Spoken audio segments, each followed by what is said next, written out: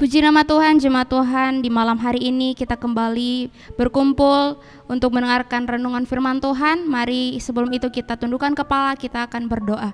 Terima kasih banyak Tuhan, kami bersyukur di malam hari ini buat kesempatan yang ada. Kami masih boleh mendengar renungan firman Tuhan. Biarlah Tuhan kami menyiapkan hati kami yang terbaik, telinga kami yang terbaik untuk kami mendengar firman Tuhan. Dan kami percaya firman-Mu Tuhan mengubahkan setiap kehidupan kami dan bawa kami untuk selalu setia, taat melakukan apa yang menjadi kehendak Tuhan di dalam kehidupan kami. Kami sambut firman-Mu dengan penuh ucapan syukur di dalam nama Tuhan Yesus Kristus. Haleluya. Amin. Puji nama Tuhan, jemaat di malam hari ini kita buka bersama-sama di dalam kitab Yohanes pasal yang ke-11. Yohanes pasal yang ke-11, saya bacakan ayat yang pertama sampai ayatnya yang ke-4. Demikianlah bunyi firman Tuhan. Lazarus dibangkitkan. Ada seorang yang sedang sakit, namanya Lazarus. Ia tinggal di Betania, kampung Maria dan adiknya Marta. Maria ialah perempuan yang pernah meminyaki kaki Tuhan dengan minyak mur dan menyekanya dengan rambutnya. Dan Lazarus yang sakit itu adalah saudaranya. Kedua perempuan itu mengirim kabar kepada Yesus, "Tuhan, dia yang Engkau kasihi sakit." Ketika Yesus mendengar kabar itu, ia berkata, "Penyakit itu tidak akan membawa kematian, tetapi akan menyatakan kemuliaan Allah, sebab oleh penyakit itu anak Allah akan dimuliakan." Puji nama Tuhan, jemaat Tuhan yang dikasihi Tuhan. Mari kita sama-sama melihat, kita belajar dari kisah ini bagaimana Yesus melakukan mujizat yang begitu luar biasa, yaitu dia membangkitkan seorang yang sudah mati, yaitu Lazarus. Kita pasti sudah tahu bersama kisah ini, di mana dia menyatakan kuasa Allah lewat kebangkitan Lazarus ini. Kalau tadi kita sudah baca di dalam ayat yang pertama, berkata bahwa ada seorang yang sakit, namanya Lazarus, jemaat Tuhan. Ia tinggal di Betania dan dia memiliki saudara yang namanya Maria dan adiknya Marta. Kita melihat ketika Maria dan Marta ini mengetahui bahwa Lazarus ini sakit, mereka segera memberi kabar, mengirim kabar kepada Yesus untuk memberitahukan kepada Tuhan Yesus bahwa Lazarus ini sakit. Dan apa yang menjadi jawaban Yesus ketika mendengar berita tersebut, kabar tersebut? Dia berkata bahwa penyakit itu tidak akan membawa kematian, tetapi akan menyatakan kemuliaan Allah. Sebab oleh penyakit itu anak Allah akan dimuliakan. Yesus berkata seperti itu. Tetapi jemaat Tuhan, kita melihat bahwa bagaimana akhirnya Lazarus pun mati. Dan dia dikuburkan selama 4 hari. Dia sudah berada di dalam kubur selama 4 hari. Nah jemaat Tuhan, apa pelajaran yang bisa kita petik dari kisah ini? Yang pertama adalah kita dapat belajar 2 hal di dalam pasal ini. Yang pertama, Allah mengizinkan suatu hal itu terjadi di dalam kehidupan kita untuk memenuhi rencananya. Itu pelajaran yang pertama. Allah mengizinkan sesuatu terjadi di dalam kehidupan kita untuk memenuhi rencana Allah. Kita juga sering mengalami yang namanya keadaan-keadaan seperti ini, Maria dan Marta, pada kondisi-kondisi tertentu. Tapi percayalah jemaat Tuhan bahwa ada rencana Allah yang luar biasa yang akan dinyatakan di dalam kehidupan kita. Apa sih rencana Allah itu? Apa rencana Allah dan apa tujuannya di dalam kehidupan kita? Mari kita buka dalam Roma pasal yang ke-8 ayat yang ke-28. Demikianlah bunyi firman Tuhan. Kita tahu sekarang bahwa Allah turut bekerja dalam segala sesuatu untuk mendatangkan kebaikan bagi mereka yang mengasihi Dia, yaitu bagi mereka yang terpanggil sesuai dengan rencana Allah. Allah turut bekerja mendatangkan kebaikan jemaat Tuhan. Allah turut bekerja artinya melalui setiap peristiwa atau keadaan, kejadian, Allah bekerja menggunakan semua hal itu untuk mendatangkan kebaikan agar apa? Allah dipermuliakan. Mendatangkan kebaikan yang seperti apa? Artinya bukan kebaikan di sini bukan sesuatu yang menyenangkan. Contoh yang sakit menjadi sembuh, atau yang miskin menjadi kaya, gagal jadi berhasil, bukan itu. Tetapi kebaikan yang dimaksud di dalam kitab Roma ini adalah menjadi serupa dengan Kristus.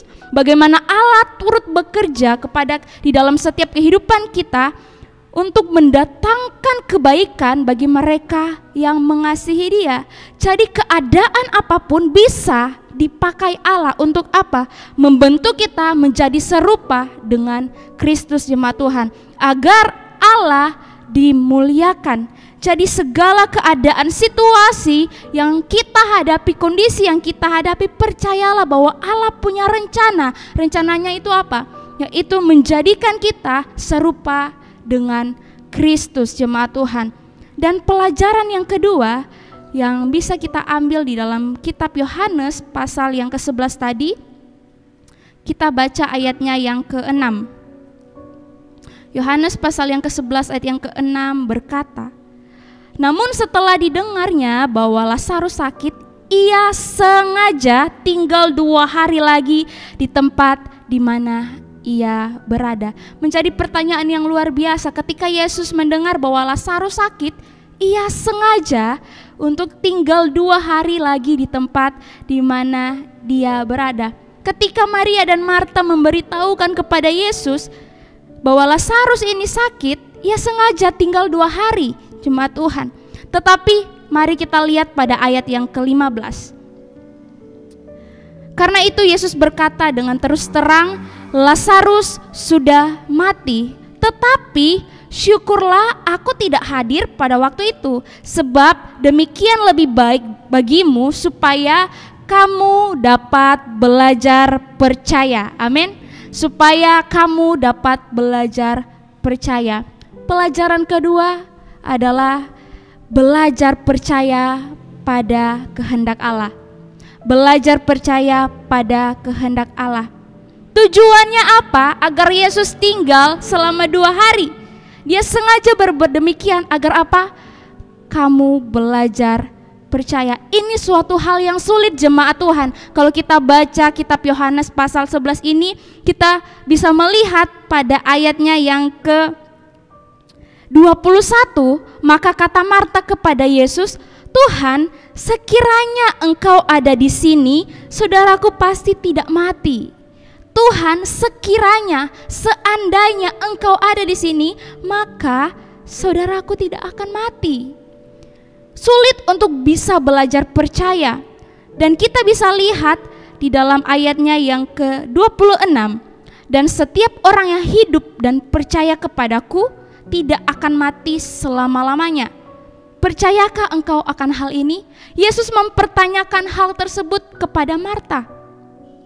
Yesus mempertanyakan hal tersebut kepada Marta, dan jawab Marta seperti ini, ya Tuhan, aku percaya bahwa engkaulah Mesias, anak Allah, dia yang akan datang ke dalam dunia. Marta berbicara seperti itu, jemaat Tuhan.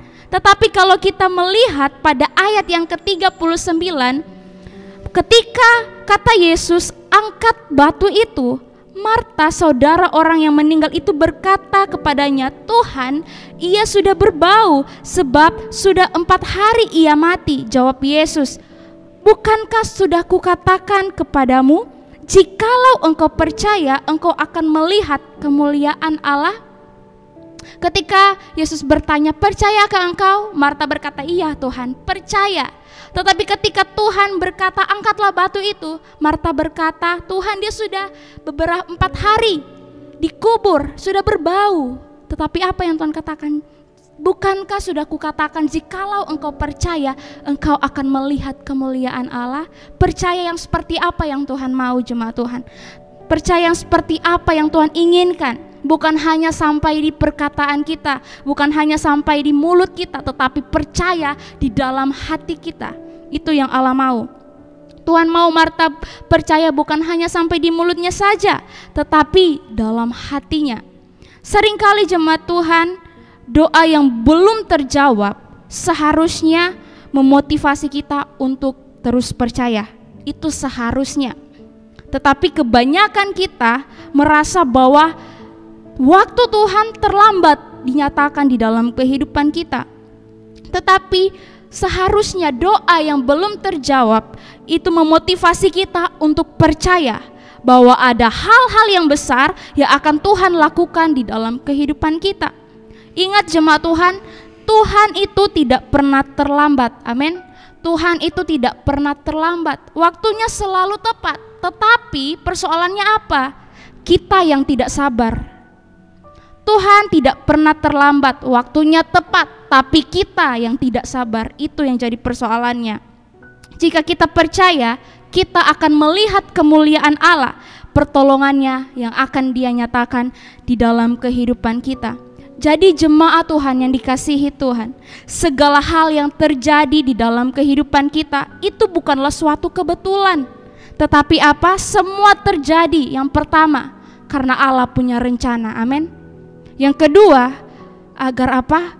Kita belajar mempercayai kuasa Tuhan. Itu yang kedua. Yang pertama, karena Allah punya maksud, Allah punya rencana agar kita semakin serupa dengan Kristus. Dan yang kedua, agar kita belajar mempercayai kuasa Tuhan. Puji nama Tuhan, jemaat Tuhan, renungan di malam hari ini tidak saya panjangkan, kita tundukkan kepala, kita berdoa. Terima kasih banyak Bapa, Engkau Allah yang baik dalam hidup kami. Kami bersyukur buat firman Tuhan yang kami dengar. Biarlah Tuhan mampukan kami untuk belajar percaya atas setiap apa yang Tuhan izinkan terjadi di dalam kehidupan kami. Karena kami percaya Tuhan punya rencana yang terbaik dan punya waktu yang terbaik untuk menyatakan pertolongan Tuhan di dalam kehidupan kami. Terima kasih banyak Tuhan, terima kasih urapi kami. Biarlah firman-Mu ini tertanam menjadi kekuatan di dalam setiap kehidupan kami, agar kami semakin setia kepada Tuhan. Terima kasih Tuhan, kami serahkan bangsa kami ke dalam tangan-Mu. Biarlah Tuhan memulihkan bangsa kami ini, pemimpin kami beri mereka hikmat dan kebijaksanaan Tuhan, agar dapat memimpin bangsa kami dengan baik. Juga setiap kami jemaat-Mu, berkati kami Tuhan. Para ya Tuhan, hamba-hamba-Mu Tuhan juga memberkati. Gembala sidang yang ada di tempat ini Tuhan memberkati kami semua, ada di dalam perlindungan dan pemeliharaan Tuhan. Terima kasih banyak Tuhan, kami mengucap syukur di dalam nama Tuhan Yesus Kristus. Haleluya, amin.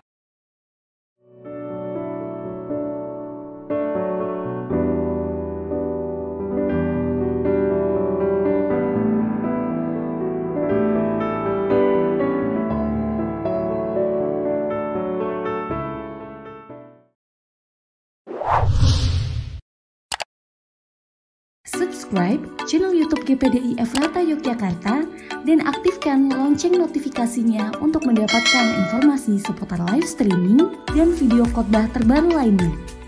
Tombol subscribe berada di kanan atas channel kami dan jangan lupa klik tombol loncengnya. Tuhan Yesus memberkati.